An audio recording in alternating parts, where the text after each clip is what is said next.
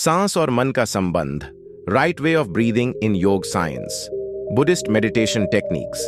मनुष्य के जीवन की सबसे पहली क्रिया है सांस लेना, और सबसे अंतिम क्रिया भी यही है। जन्म लेते ही शिशु रोता है, वह पहली सांस लेता है और मृत्यु के समय अंतिम बार सांस छोड़ता है। लेकिन क्या कभी हमने विचार किया कि यही सांस, जिसे हम सबसे सामान्य बात समझते हैं, वास्तव में हमारे जीवन की सबसे महत्वपूर्ण कुंजी है?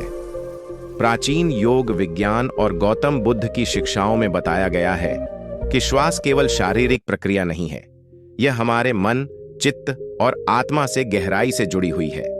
मनुष्य का मन चंचल है, विचारों से भरा हुआ, अतीत की स्मृतियों और भविष्य की कल्पनाओं में उलझा हुआ, और यही चंचलता हमारी पीड़ा का कारण बनती है।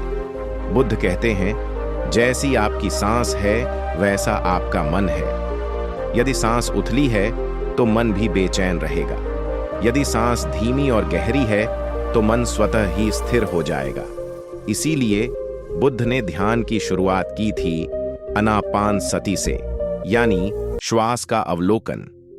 अनापानसति का पहला नियम है साक्षी बनना। आंखें बंद करके शांत बैठ जाएं, कोई प्रयास न करें, केवल अपनी सांस को महसूस करें। जैसे जैसे सांस अंदर आती है, महसूस करें कि शांति भीतर प्रवेश कर रही है, और जैसे जैसे सांस बाहर जाती है, अनुभव करें कि तनाव, चिंता और क्रोध बाहर निकल रहे हैं। मन में विचार आएंगे, यह स्वाभाविक है।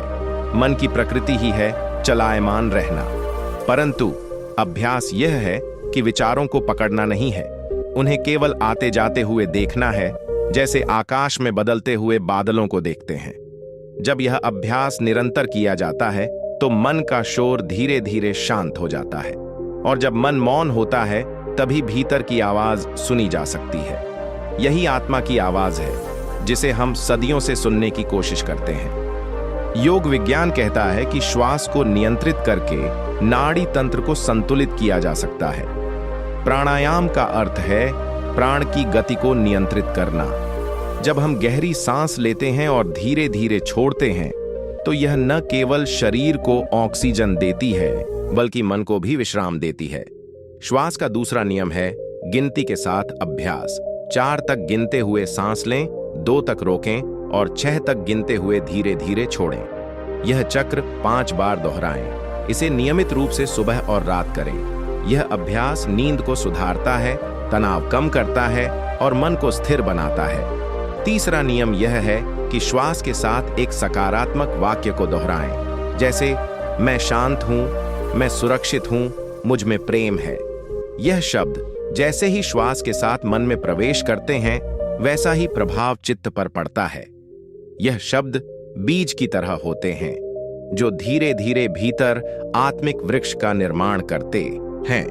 बुद्ध ने यह भी कहा कि जब हम श्वास का ध्यान करते हैं तो हमें शरीर की अनुभूति भी करनी चाहिए। जैसे जैसे श्वास शरीर में प्रवेश करती है, वैसे वैसे शरीर के हर अंग को जागरूक करें। इससे शरीर और मन का गहरा संबंध स्थापित होता है।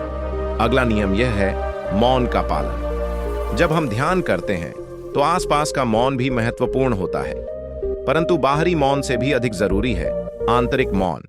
यह मौन तभी आता है जब हम लगातार अभ्यास करें और धीरे धीरे मन को श्वास की लय में ले आएं।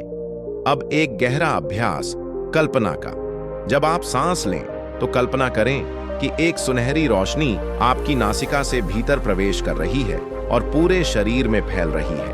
और जब आप सांस छोड़ें तो अनुभव करें कि शरीर से सारे विषैले विचार, भावनाएं और विकार बाहर जा रहे हैं। यह कल्पना धीरे धीरे आपके अंदर प्रकाश फैलाएगी। यह साधारण नहीं है, यह चिकित्सा है, चित्त की चिकित्सा, बौद्धिक औषधि, बुद्धि और आत्मा दोनों की औषधि। बुद्ध के अनुसार मन का पूरा खेल श्वास से जुड़ा हुआ है। जब हम क्रोधित होते हैं तो सांस तेज हो जाती है। जब हम शोक में होते हैं तो सांस रुक सी जाती है, और जब हम प्रेम में होते हैं तो सांस गहरी और सहज हो जाती है। यही संकेत है कि श्वास ही हमारे भावनाओं का आईना है।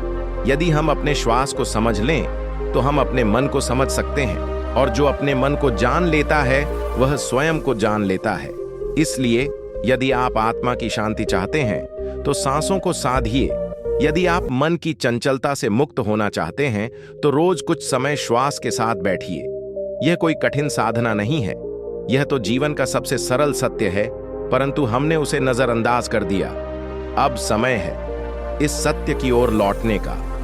हर दिन केवल 10 मिनट आंखें बंद करें, सांसों पर ध्यान दें और धीरे धीरे भीतर उतरते जाएं, जहां मौन है, शांति है और वह आत्मिक प्रकाश है जो आपके भीतर सदा से मौजूद है।